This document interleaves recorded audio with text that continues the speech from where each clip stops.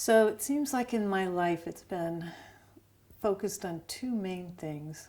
And one is my spirituality, which I was very active even in high school, and babies. And I found a way to put them together in ways that I never could have imagined when I was younger. So I got my bachelor's in nursing at the University of Kentucky and was an obstetric nurse in a hospital, helping moms deliver, have their babies. Loved it. And then I got my master's in child development and family studies, but really specialized in infant development. And this was back in the 70s. All the theories and models and new research and what we were learning about moms and babies, I just loved it all. And I came out and I decided rather than be a nurse, I'd really like to do counseling. So I went to USC and got my PhD in counseling psych and opened a psychotherapy practice. I did my research on people having their babies. Everything was around babies, psychotherapy, growth, human potential, and spiritual potential. And I thought I kind of had found my lane. And in 1989, I got a flyer out of the blue from an organization that's now called the Association of Prenatal and Perinatal Psychology and Health. It was a flyer and it said, "The power of prenatal and perinatal experience, maximizing human potential throughout the lifetime." And I'm like, wow, that sounds powerful. Then I opened it up and I saw things like psychotherapy with a 3-month-old. And I thought, what? Here I'd studied birth, was a psychotherapist. I had no clue what would you do with a 3-month-old. But it all sounded very interesting and I decided to go. So it was fascinating, but it was also very discombobulating because they were talking about babies and birth and early development in a totally different way than what my whole training and background had brought me to. They were talking about babies being really conscious in the womb and at birth, and that what happened during that early time was really the most formative time rather than childhood or infancy. And the whole language that they used was different. And what I finally started making sense of was the field had coalesced with therapists who were working with adults and children and even babies in a therapeutic way, who had found the origins of some current issue was from the pre and perinatal experience. And during those therapies, they were learning more and more, mapping out from the baby's point of view how it felt going through these things. And lo and behold, they found babies were much more conscious, much more sensitive. It all had much more impact. And some of it was hard, was overwhelming, traumatic, or lonely. And they developed therapies, how to work with adults, with children, and even tiny little babies about what happened in the womb.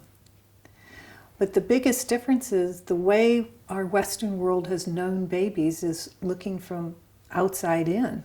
And they were describing and supporting from inside out. And I thought that was fascinating.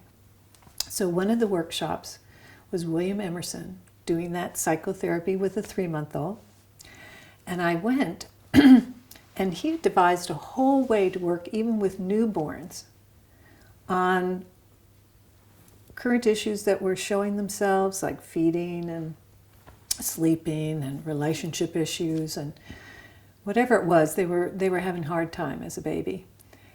And he was working with them directly, talking and being with them directly about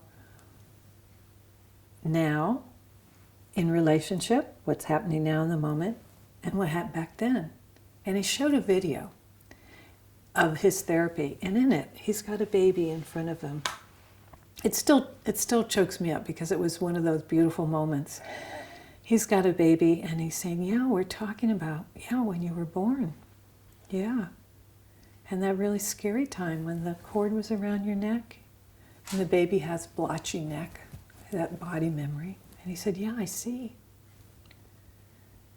Yeah, that was scary. Oh, I'm so sorry. That was so scary. Yeah. And we're talking about it now. Yeah.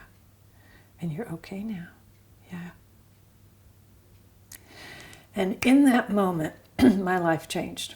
Because in that moment, I saw a whole nother level of awareness, consciousness, a dialogue, a real intimate conversation, and understanding that the baby had understanding and was responding to meaningfully. And it was so moving and so beautiful to me. And I saw in the baby looking at William with this what I thought was appreciation. Thank you for meeting me here. Thank you for understanding. I was moved and I started training with William. And I said, whatever this is, I don't understand why I've never seen it before in babies. This is something new. And I decided, I don't think I ever saw it because I don't think anyone told me it was possible. And William was opening up this door by saying, this is possible and have your experience. Watch, be with this baby and me and see what you experience with us. So I decided to open up my psychotherapy practice. And I saw a lot of young children and parents, family therapy, but it was play therapy for the young toddlers and preschoolers and schoolers. Lots and lots of props and characters and tunnels and caves and things that we could create games about prenatal birth and family life. And I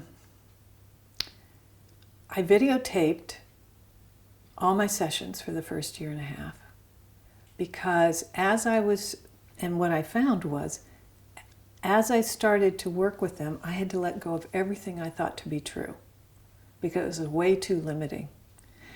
And I videotaped so that I could go back and watch, okay, the parents talked about the birth, oh, and the child's going, oh, and they showed us that. And they were resonating with their experience and showing how they actually came out.